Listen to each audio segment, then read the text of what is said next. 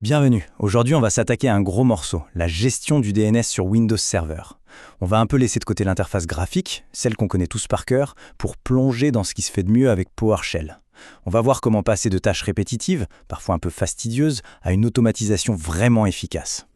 Franchement, on l'a tous vécu. Le gestionnaire DNS graphique, il fait le job, il est fiable, on va pas dire le contraire. Mais dès qu'on doit gérer plusieurs choses à la fois ou faire des tâches répétitives, ça devient vite un parcours du combattant.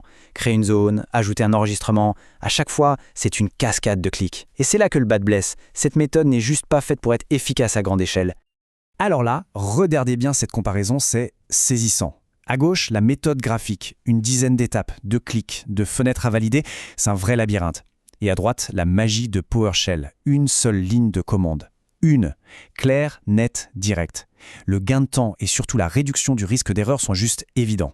C'est ça, toute la philosophie PowerShell, l'efficacité avant tout. Et c'est là qu'il faut bien comprendre une chose sur PowerShell. Ce n'est pas juste une ligne de commande améliorée, hein. Non, c'est bien plus que ça. C'est un véritable moteur d'automatisation construit sur une architecture qui se veut logique, cohérente et vraiment puissante. Et le secret, en fait, il est tout bête. C'est une syntaxe qui suit une logique implacable. Verbe, non. Chaque commande est construite de la même manière. Une action, donc le verbe, suivie d'un objet, le nom. Add quelque chose, get quelque chose, set quelque chose. Une fois qu'on a compris ce principe, tout devient beaucoup plus simple. Les commandes sont intuitives, presque prévisibles et du coup, beaucoup plus faciles à retenir. Et regardez comment cette logique s'applique parfaitement au DNS. Pour gérer une zone, facile, get DNS server zone, add DNS server zone. Pour les enregistrements, c'est exactement le même principe. Get DNS server resource record, add DNS server resource record. On voit tout de suite le modèle, la structure. C'est un système qu'on apprend une seule fois et qui permet de piloter la quasi-totalité des services DNS de manière intuitive. Bon, assez théorie, on passe à l'action. On va commencer par la base de la base, la création de zones DNS. Ce sont en quelque sorte les conteneurs qui vont héberger tous nos enregistrements. Juste un petit rappel rapide, mais c'est super important. Une zone de recherche directe, à quoi ça sert? Eh bien, c'est tout simplement l'annuaire de notre réseau.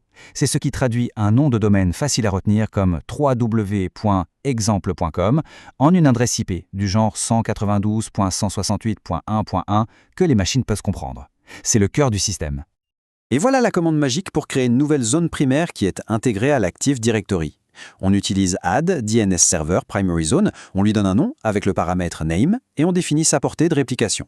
Ici, on a choisi forest, ce qui signifie que cette zone va être automatiquement répliquée sur tous les contrôleurs de domaine de toute la forêt Active Directory. Pratique. Et ce qui est vraiment bien pensé, c'est la flexibilité qu'on a ici.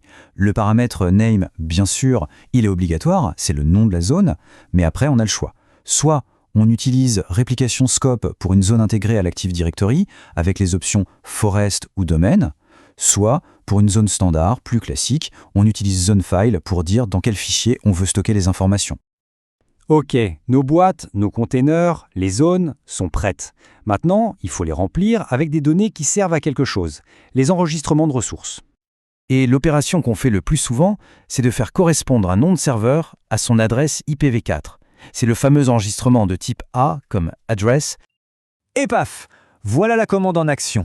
On retrouve notre fameuse syntaxe verbe nom, add DNS server resource record A. On précise le nom de l'hôte, la zone dans laquelle on veut l'ajouter et bien sûr son adresse IP. C'est limpide, non? On a l'impression d'écrire une phrase. Et le truc vraiment génial, c'est que cette logique, elle ne change jamais, quel que soit le type d'enregistrement. On veut créer un alias, par exemple, ce qu'on appelle un CNAME. Hop, on change juste un petit mot dans la commande, on passe à CNAME. Le reste, c'est pareil. On donne le nom de l'alias Stradao W, on lui dit vers quel serveur réel il doit pointer et bien entendu, on précise toujours dans quelle zone on travaille. La logique reste exactement la même, constante, prévisible et terriblement efficace. Bon, gérer un seul serveur, c'est bien, mais ce qu'on veut vraiment, c'est construire une infrastructure qui tient la route, qui est solide, résiliente, et pour ça, il nous faut des serveurs secondaires. Et là où, avec la souris, ça peut vite devenir compliqué, avec PowerShell, c'est d'une simplicité déconcertante. C'est simple. Étape 1, sur le serveur principal, on autorise des transferts de zone. Étape 2, sur le nouveau serveur, on lance la commande add DNS server secondary zone en lui indiquant l'adresse IP du serveur maître. Et c'est tout. La synchronisation se fait toute seule. Le mieux dans tout ça, c'est que ce processus entier peut être mis dans un script pour un déploiement instantané et sans erreur. Parce qu'au final, l'objectif, ce n'est pas juste de taper des commandes une par une, non. Le vrai gain, Le véritable avantage stratégique, il est dans l'automatisation à grande échelle. Imaginez un instant, on doit créer ou modifier, disons 200 enregistrements DNS. À la main, c'est la journée qui y passe, avec le risque d'erreur en plus. Avec un seul script PowerShell bien ficelé, c'est l'affaire de quelques secondes. Le calcul est vite fait. Alors concrètement, qu'est-ce qu'on y gagne? Eh bien, c'est énorme. D'abord, l'efficacité, on l'a vu, le temps c'est précieux. Ensuite, la scalabilité. Gérer 100 serveurs devient aussi simple que d'en gérer un seul. Il y a aussi la cohérence. En scriptant tout, on élimine les erreurs humaines et on s'assure que les configurations sont standardisées partout. Et enfin, et c'est peut-être le plus important, ça ouvre la porte à l'automatisation totale en intégrant la gestion DNS dans des scripts de déploiement de serveurs de A à Z.